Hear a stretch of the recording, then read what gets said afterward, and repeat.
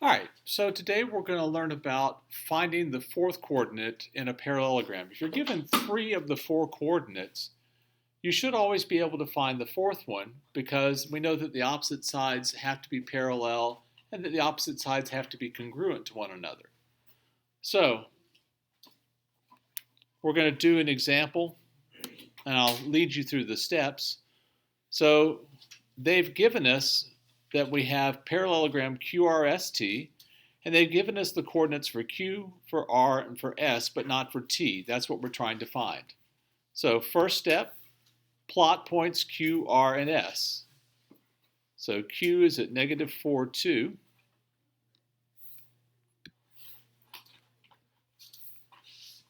If I can get this to work, there we go. And you should label them also because the lettering is important. R is at 1, 6.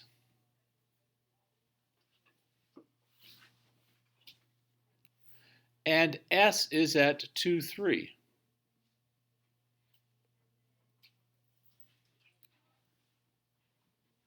Now, it turns out that with those 3 points, there are two entirely different parallelograms that you could make. You could make one of them where T was over here and make a parallelogram like that. And there's another one where T is over here, and it's going to be a parallelogram like this. The question is, well, which one is it? Well, remember that when we name a parallelogram, QRST, that tells you the order of the letters. That tells you that Q connects to R and R connects to S.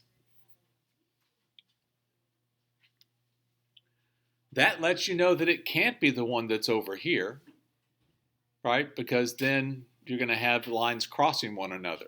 It's got to be somewhere down in here. And the question is, well, where exactly is it down in there? Okay, here's what we're going to do. From point R, count the slope, either from R to S or from R to Q. It does not matter which. Anyone have a preference? Yes. R to S because it's shorter. Okay. So from R to S, the slope would be down 1, 2, 3, and to the right 1.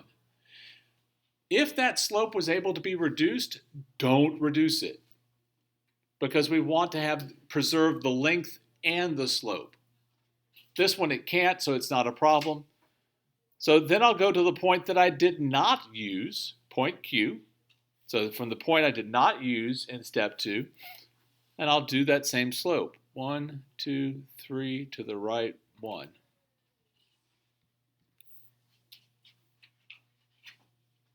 I'll go ahead and draw it just so I make sure that it looks right. Occasionally I get people who turn in ones where it's like, that doesn't even begin to look like a parallelogram.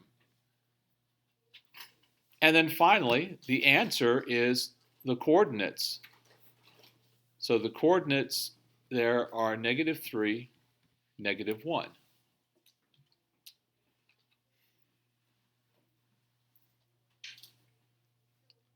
And that's it.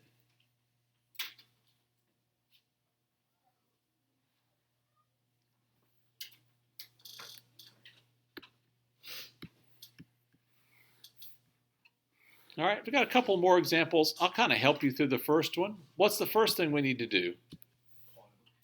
Plot the points. So S is at negative 1, negative 4. N is at 6, negative 7.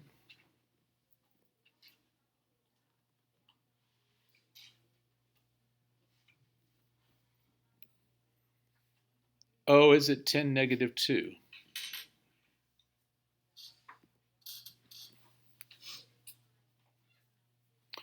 Now, it could be that W is way over here, could be that W is up here. Either way, we could make a parallelogram, but it says the name is SNOW. So I'll connect S to N and N to O.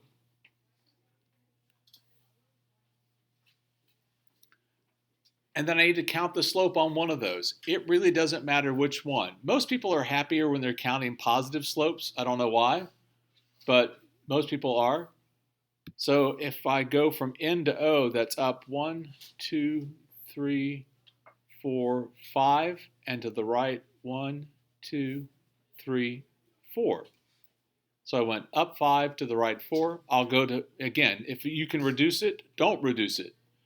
Go to the other point that we didn't use, S, and go up 5 and to the right 4. Should be right there.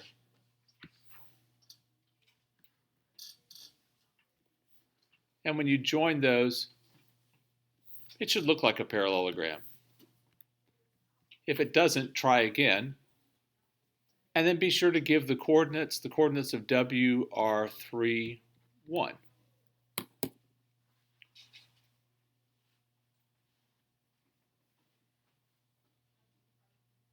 Okay, any questions?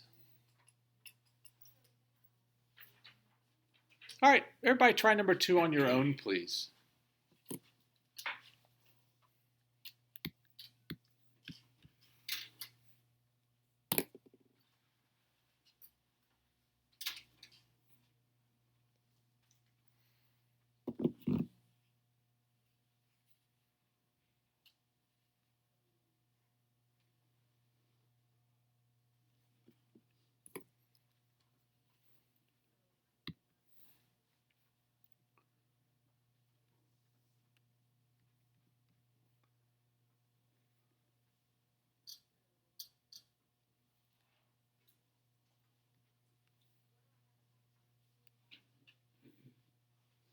Yes, sir.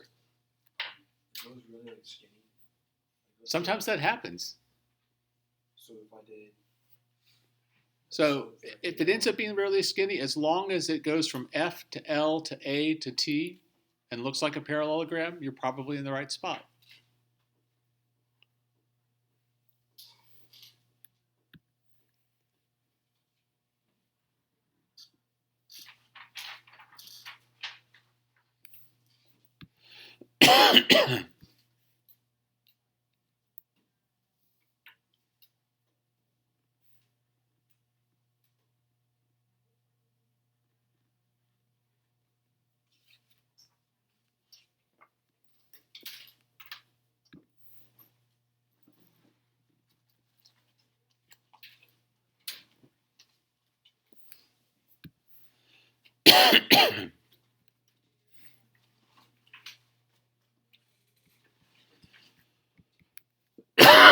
Excuse me.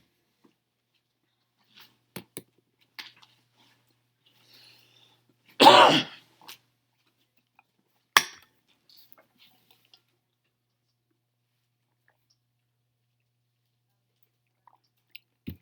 right, check your neighbor, make sure they did it right.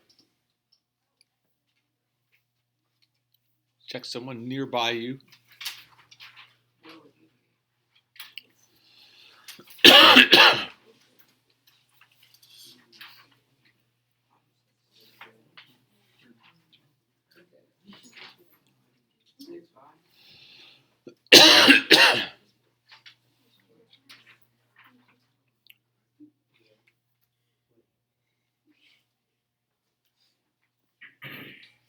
All right. That's what it should look like. Hopefully you found the fourth coordinate was at 6, 5. Are there any questions about that? Yeah, I have a question on that one. Yes. For my T, I got like 215. 215? Like 2 and then 15 for the Y. I don't know. It was. How did you get that? I'm just curious. I did the slope between A and O, and I got like 5, 2. Okay. So it was down 1, 2, 3, 4 over 2. So something like that. Yeah. And I went up 4 and then over 2. From where? A. No. If you just counted this slope, you don't want to go from A. You want to go from F, the point that you did not use to count the slope. because you want the opposite side. So you got a slope 4-2 as well? Yeah, this slope from here to here is up 4 and to the left 2. So from F, if I go up 4 and to the left 2, I'm right there. Okay? Yes, sir. I did L to F, and I got 6-4. Okay, that's fine. So if you go from L to F, it should be down 4 to the right 6. So from A, go down 4 and to the right 6, and you're in the same spot. Well, I think I like put the cross first. That's okay, although it's better to think about it this way. When you're counting slope, slope is always the change in y over the change in x, right? So you want to go up or down, and then left or right. Okay? It makes it easier for you to kind of see it. It's easier than doing X first, C to X. I don't know if that makes sense. You're saying it's easier to do x first? It's easier to think of than I did Y first. And the reason I messed up is kind of X first. Okay. Yeah, I think it's better if you do up or down and then left or right, because that's just slope. Okay, any other questions?